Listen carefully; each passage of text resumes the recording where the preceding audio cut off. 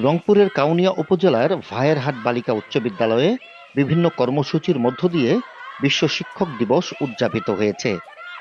দিবসটি উপলক্ষে সকালে ভাইয়েরহাট বালিকা উচ্চ বিদ্যালয়ের শিক্ষার্থীদের অংশগ্রহণে একটি শোভাযাত্রা বের হয়ে বিভিন্ন সড়ক প্রদক্ষিণ করে।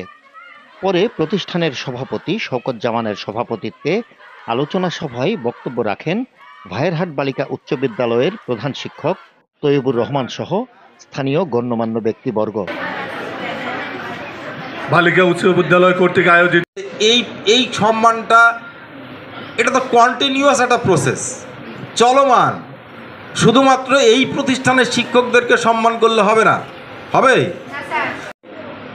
সারা বিশ্বের যে শিক্ষকদের সংগঠনগুলো আছে, শিক্ষকদের সংগঠন আছে, সেই সংগঠনগুলোর দাবির প্রেক্ষিতে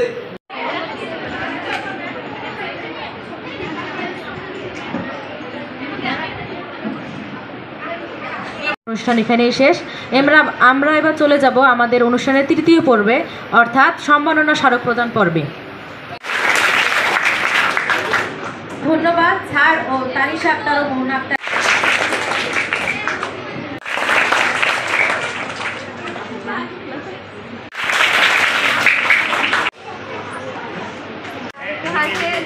আলোচনা শেষে শিক্ষার্থীরা শিক্ষকদের হাতে সম্মাননা ক্রেস্ট তুলে দেন।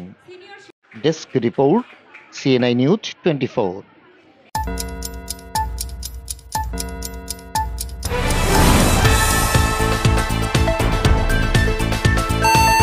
CNI নিউজ 24, বিশ্বজুড়ে বাংলাদেশ।